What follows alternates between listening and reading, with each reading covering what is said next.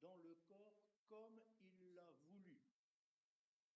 Si tous étaient un seul membre, où serait le corps? Maintenant donc, il y a plusieurs membres, mais un seul corps. L'œil ne peut pas dire à la main, je n'ai pas besoin de toi, ni la tête dire aux pieds, je n'ai pas besoin de vous, mais bien plutôt, les membres du corps qui paraissent être les plus faibles sont nécessaires. Et ceux que nous estimons être les moins honorables du corps, nous les entourons d'un plus grand honneur. Ainsi, nos membres les moins décents reçoivent le plus d'honneur, tandis que ceux qui sont décents n'en ont pas besoin. Dieu a disposé le corps de manière à donner plus d'honneur à ceux qui en manquent, afin qu'il n'y ait pas de division dans le corps, mais que les membres aient également soin les uns des autres. Et si un membre souffre, tous les membres souffrent avec lui. Et si un membre est honoré, tous les membres se réjouissent avec lui. Vous êtes le corps de Christ et vous êtes ses membres, chacun pour sa part. Alors ce matin, j'avais à cœur de vous parler de l'église de Corinthe. L'église de Corinthe, église célèbre, église vivante. À première vue, il y a du monde, on y croise des talents, on y croise toutes sortes de dons, j'allais dire pratiques, et puis de dons spirituels aussi. Dans l'église de Corinthe, il semble y avoir une forte vie communautaire. C'est du moins ce que on peut en dégager en lisant la première épître et la deuxième épître. Et pourtant, justement, dans une lecture plus précise, eh bien, on a l'impression qu'à Corinthe, la vie n'est pas un long fleuve tranquille. Voilà qu'on va découvrir un certain nombre de problèmes dans la vie de l'Église, peut-être des problèmes de personnes tout d'abord. Il y a des clans qui se sont formés. Ça n'arrive qu'aux autres. Et certains disent, moi je suis de Paul. Et d'autres vont dire, moi je suis d'Apollos. Bon, j'espère qu'il y en a qui sont pour Christ là-dedans. Hein. Et certains, voilà, ont pris des partis. Et puis peut-être qu'il y a sûrement des problèmes d'amour fraternel aussi. On en a entendu parler d'abondance ce matin. En effet, que viendrait faire dans cet épître le fameux 1 Corinthiens 13 ? Sans l'amour, je ne suis rien. Peut-être que par-ci, par-là, il y a un peu d'orgueil. Peut-être que par-ci, par-là, à Corinthe, il y a certains qui pensent avoir toujours raison. Peut-être y en a-t-il qui cherchent à dominer les autres, qui se croient supérieurs tout simplement parce que ils ont des dons, des ministères particuliers. Et puis quand on approfondit aussi la lecture, eh bien, on s'aperçoit qu'il y a aussi quelques graines de légèreté dans la vie personnelle de certains et dans la vie spirituelle et dans la vie communautaire. Et je vous invite à redécouvrir toutes ces choses dans une relecture des lettres de Paul. Alors c'est dans ce contexte un petit peu qui ressemble un peu à un bilan mitigé que se situe l'exhortation de Paul ce matin.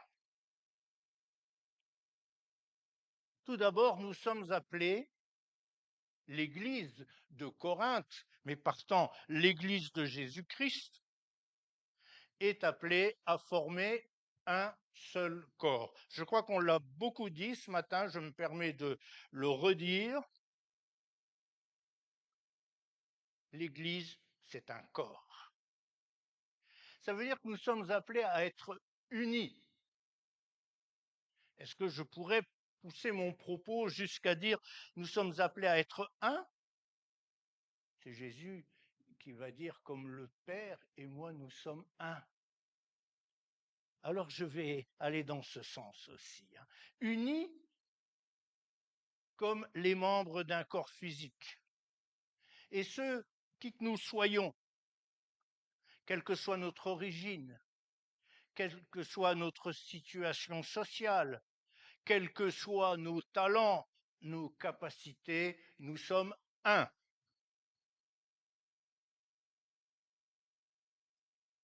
Vous savez, il y a ce qu'on voit et ce que l'on ne voit pas. Il y a les membres que l'on voit et les membres que l'on ne voit pas. En hiver, on ne voit pas les doigts de pied. Pourquoi? Parce qu'ils sont cachés dans les chaussettes. Moi, j'en vois ce matin des doigts de pied. Parce que les belles journées semblent revenir en attendant la suite. Les belles journées semblent revenir. Eh bien, même les doigts de pied, quand ils sont enfermés dans des chaussettes, dans des chaussures, tout ce que vous voulez, ils sont membres. Même si on ne les voit pas, ils sont membres du corps. Alors, c'est effectivement ce qu'écrivait aussi Paul à l'église de Rome. Au chapitre 12, au verset 3, il est écrit « Par la grâce qui m'a été donnée, je dis à chacun de vous de ne pas avoir de lui-même une trop haute opinion, mais de revêtir des sentiments modestes, comme le doigt de pied modeste, selon la mesure de foi que Dieu a départie à chacun. » Et vous voyez, à Rome, il y avait sûrement aussi la même problématique, comme nous avons plusieurs membres dans un seul corps et que tous les membres, n'ont pas la même fonction. Ainsi, nous qui sommes plusieurs, nous formons un seul corps. Puisque nous avons des dents différents, eh bien, nous devons les exercer selon la grâce qui nous a été accordée. Mais au fait, pourquoi est-ce que nous sommes appelés à former un seul corps? Je vais dégager 2 raisons. Vous pourrez en trouver d'autres. La première chose, c'est que le désir de Dieu, c'est que nous soyons unis.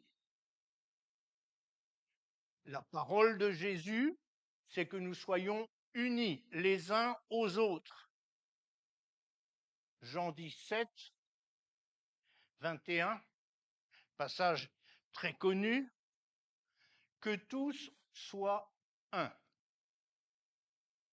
C'est vrai qu'on a l'habitude de cultiver nos différences, nos particularismes. On reviendra là-dessus tout à l'heure, mais Jésus demande à ce que nous soyons un. Deuxième raison que l'on retrouve dans le texte de 1 Corinthiens 12, nous avons tous en effet été baptisés dans un seul esprit pour former un seul corps, soit juif, soit grec, soit esclave, soit libre, et nous avons tous été abreuvés d'un même esprit. Et j'aime bien ce terme de être abreuvé d'un même esprit. Ça veut dire tout d'abord que nous sommes appelés à être conduits par un même esprit. Mais pourquoi conduits par un même esprit? Eh bien, peut-être tout simplement parce que nous sommes nés de nouveau, tout simplement parce que nous sommes des enfants du Père. On aime bien le répéter dans tous les milieux d'église, cette prière. Chacun dans sa langue, notre Père qui es aux cieux. Nous sommes baptisés dans un seul esprit, nous sommes conduits par un seul esprit. Pourquoi? Parce que nous sommes nés de nouveau. Être unis, c'est important. Être un seul corps, c'est important. Pourquoi? Eh bien, parce que l'Église a une mission. Est-ce que nous sommes conscients de cela? L'Église a une mission. La globalité Église de Jésus-Christ a une mission. Chaque Église locale a une mission, quelle que soit sa dénomination. Et cette mission, c'est faites de toutes les nations des disciples. C'est pas former un club sympathique, c'est faites de toutes les nations des disciples, se disant l'un n'exclut pas l'autre. Voilà la raison d'être de l'Église et voilà l'objectif que Jésus nous propose. Un objectif, une mission. Permettez-moi de prendre un exemple que j'ai puisé dans la vie de tous les jours et plus particulièrement dans la vie du monde économique. Une entreprise, une start-up, comme on dit aujourd'hui. Mais c'est quoi ça, une start-up? Ben, vous savez, une start-up, c'est pas la SNCF, hein. Pas beaucoup de personnel, forcément, mais c'est tout d'abord une équipe de compétences qui se fixe un objectif. Une équipe de compétences qui se fixe un objectif, qui va conquérir un marché, qui va gagner des parts de marché, qui va innover, bref, qui va se fixer une direction et qui va y aller. Alors, vous savez, je ne vais pas prendre Bill Gates comme exemple parce que ce n'est pas toujours mon copain, hein, mais voilà. En tout cas, il y a une équipe fondatrice qui démarre avec de faibles moyens. Et vous allez trouver là un manager, un financier, quelqu'un qui sera plus versé sur l'aspect technique du projet. Mais les trois-là, ils vont travailler dans le même sens, vers un même objectif. Et ils vont travailler pour une réussite. Et pour ce faire, eh bien, il faut qu'il y ait une nécessaire cohésion entre ces trois éléments fondateurs.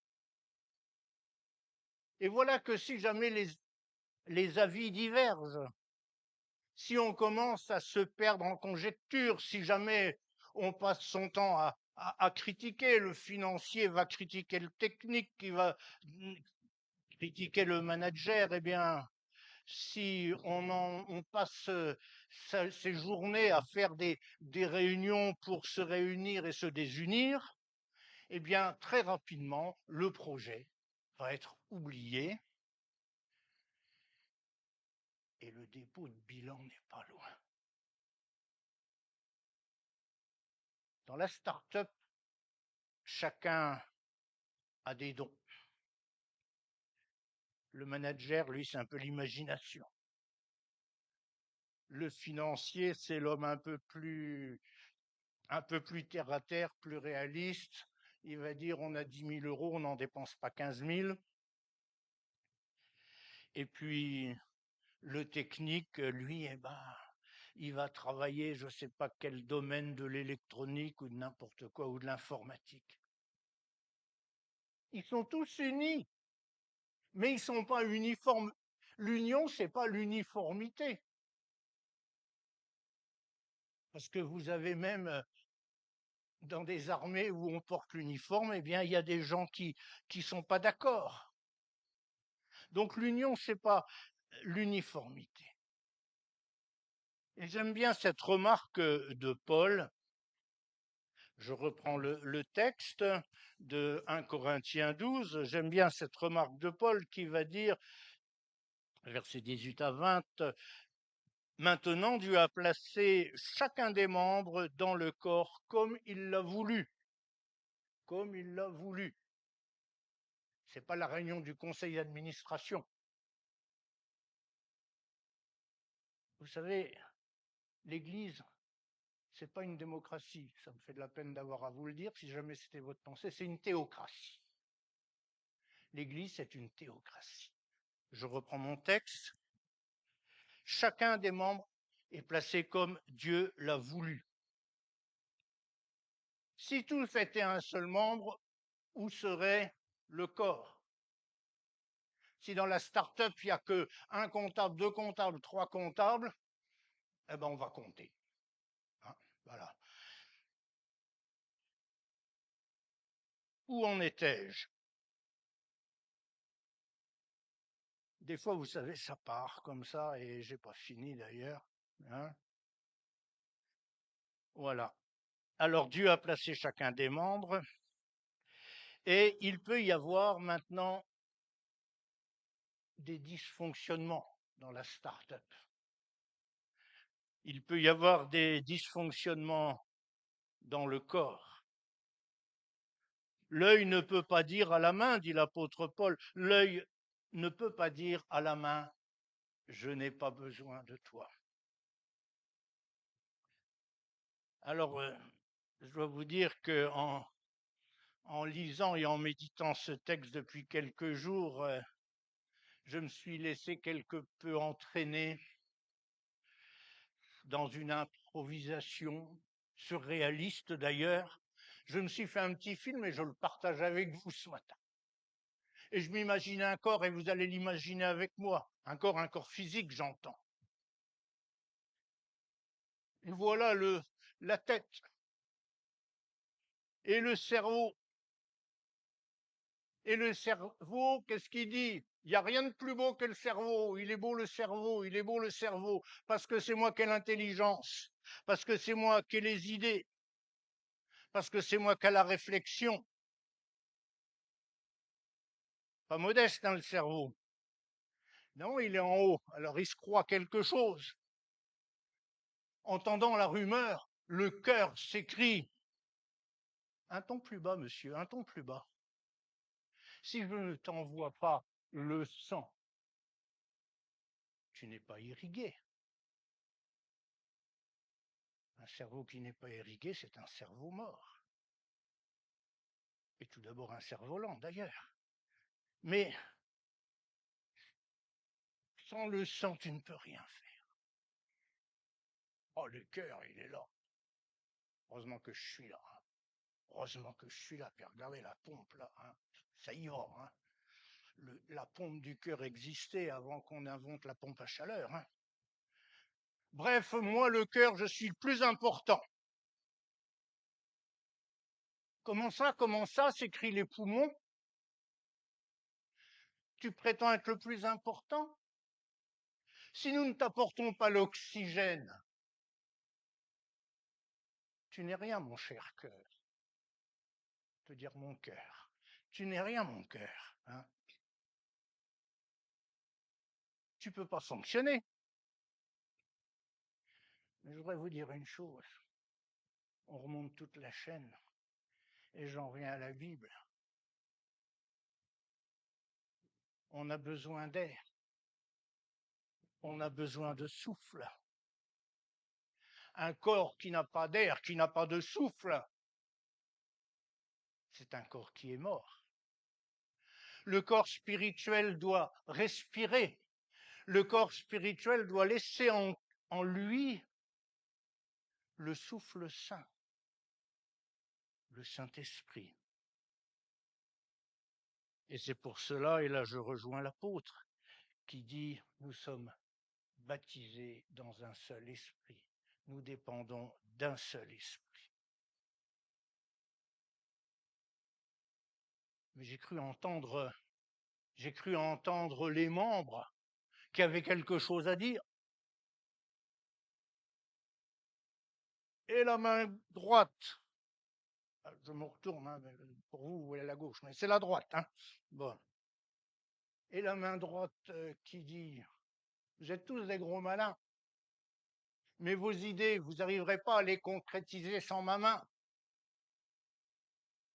Et puis voilà la main gauche qui va dire, on se calme, hein, parce que il y a des tas de choses qu'on fait avec les deux mains.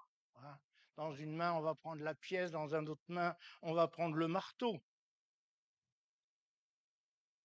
Même chose pour les pieds. Hein. Ça vous va, ça? Je un peu lourd, hein, mais on a besoin des deux pieds, on a besoin des deux mains, on a besoin de tout. Alors, je crois qu'il faut bien qu'on comprenne qu'on est interdépendants, complémentaires les uns des autres, avec ce que Dieu nous a donné, ou plutôt ce que Dieu nous a confié. Que n'as-tu que tu n'aies reçu? Et ces dons et ces talents, on les a reçus non pas pour se mettre en avant, on les a reçus pour l'utilité commune. Il y a une différence dans l'Église entre nos plans personnels et les plans de Dieu.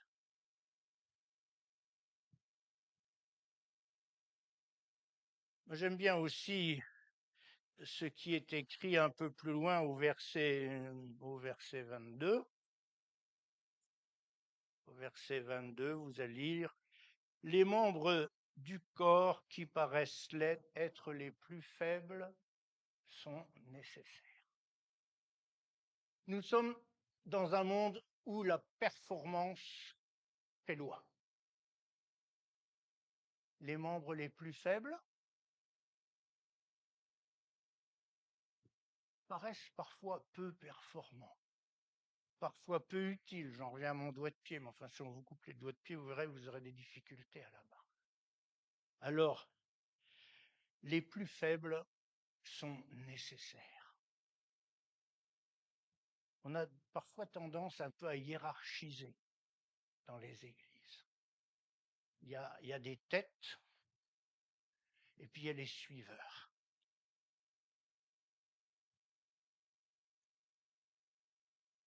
Renversement des valeurs, selon la parole de Dieu, celui qui s'élève sera abaissé, celui qui s'abaisse sera élevé.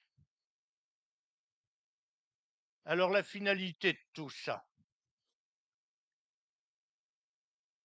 c'est le verset 25, afin qu'il n'y ait pas de division dans le corps, mais que les membres aient également soin les uns des autres. Et nous en avons aussi entendu parler, hein, dans le supportez-vous les uns les autres. C'est vrai que, aussi, dans le sens étymologique du terme, eh bien, c'est porter, hein, c'est pas oh là là, il est pénible, bon, je le supporte, mais bon, il est pénible. Non, hein, il y a une idée dans le supporter, une idée de contact, de communion. Si un membre souffre, tout le corps souffre. Ça va vous paraître peut-être bizarre, mais si j'ai un accident, si j'ai quelque chose qui ne va pas, ben ça va aussi perturber tout mon fonctionnement et aussi mon cerveau. Si un membre souffre, tous les membres souffrent. Si un membre est honoré, tous les membres sont honorés. En fait, tout mon propos pourrait se résumer en un terme, un nouveau vivre ensemble. On en parle beaucoup du vivre ensemble aujourd'hui. Vivre ensemble alors que l'on a des arrière-plans culturels et religieux assez différents. Et Dieu nous appelle aussi à vivre ensemble. Je vous laisse quelques pistes de réflexion. Le proverbe, dans le livre des Proverbes, pardon, au chapitre 15, au verset 3, il écrit que l'humilité précède la gloire. Combien nous sommes enclins à rechercher la gloire et le succès, mais voilà, c'est l'humilité qui précède la gloire. Un autre verset de l'apôtre Paul nous dit regardez l'autre comme supérieur à soi-même. Si on mettait ça en pratique, il serait où les conflits? Il serait où les divisions? Et puis, j'ai retrouvé mais je ne peux pas en dire exactement l'origine. J'ai retrouvé dans mes notes personnelles une jolie définition de l'humilité. L'humilité, c'est le fait de reconnaître que nos talents et nos capacités sont des dons de Dieu. C'est pas moi, c'est lui. Hein. D'habitude, on a plutôt tendance à dire l'inverse. Hein. C'est moi, non. Reconnaître que tout nous vient de Dieu. Ça, c'est l'humilité. Se soumettre aux autres, les uns aux autres, se soumettre aussi à Dieu. Se soumettre les uns aux autres, ça veut dire j'ai pas forcément raison. Aujourd'hui, en France, c'est un jour d'élection. Tout le monde a raison. Tous les candidats ont raison. Alors, ils ont peut-être des raisons d'avoir tort. Hein. J'ai pas forcément raison. L'humilité, le vivre ensemble selon la parole de Dieu. Hein. Le vivre ensemble selon la parole de Dieu, c'est savoir accepter des avis différents, des pensées différentes. Vous savez, moi, la pensée unique me fait toujours peur, ça sent un peu la dictature intellectuelle. Vivre ensemble selon la Bible, c'est savoir vivre avec les différences de l'autre. Savoir accepter l'autre dans sa richesse et dans sa diversité. Vous savez, parfois, il y a des gens qui vont dire, oh ben moi, je vais plus avec ce groupe, je vais plus avec ce groupe, je pense un peu différemment.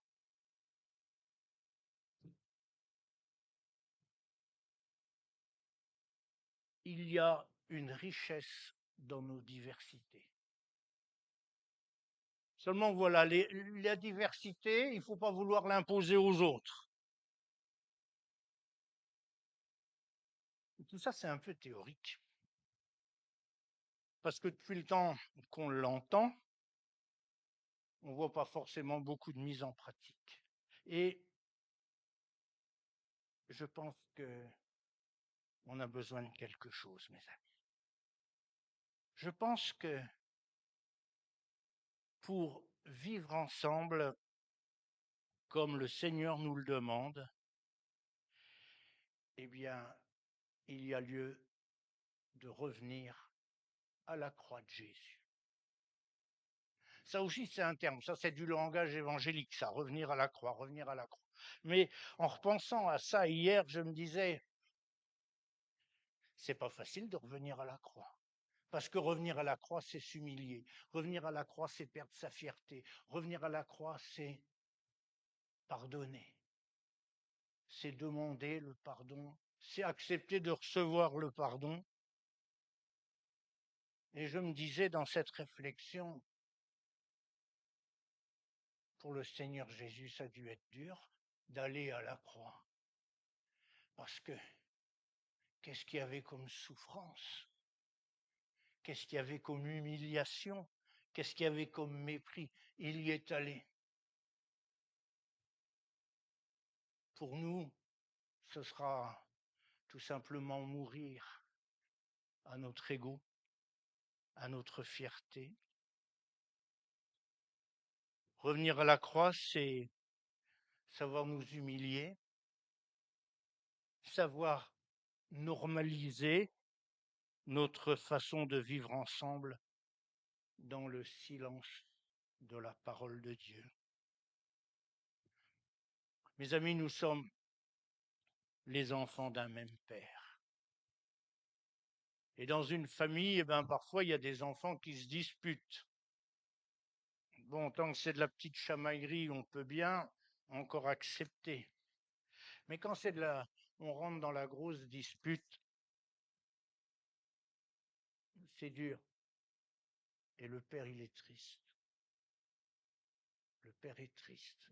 Quand il voit ses enfants qui se déchirent pour des histoires, bon, peut-être qui ont une importance, mais ils se disputent. Alors rappelons-nous, nous sommes les enfants du Père. J'aime bien aussi penser que, oui, on aime bien réciter le Notre Père. Et dans le Notre Père, il y a toutes sortes de thèmes qui sont abordés. Je ne vais pas repartir à 11h30 sur une étude sur le Notre Père, bien sûr. Mais il y a aussi le fameux pardonne-nous nos offenses, comme nous pardonnons à ceux qui nous ont offensés. La clé du vivre ensemble. L'humilité, le pardon. Voilà, Seigneur, nous voulons te remercier parce que toi, tu es venu jusqu'à Golgotha, tu t'es fait mépriser, tu t'es laissé crucifier, tu t'es humilié. Et de tout cela, nous avons le pardon. Alors, pardonne-nous nos offenses comme nous pardonnons à ceux qui nous ont offensés. Comme le dit ce chant, garde-nous petits devant ta face, simple et pur comme un ruisseau.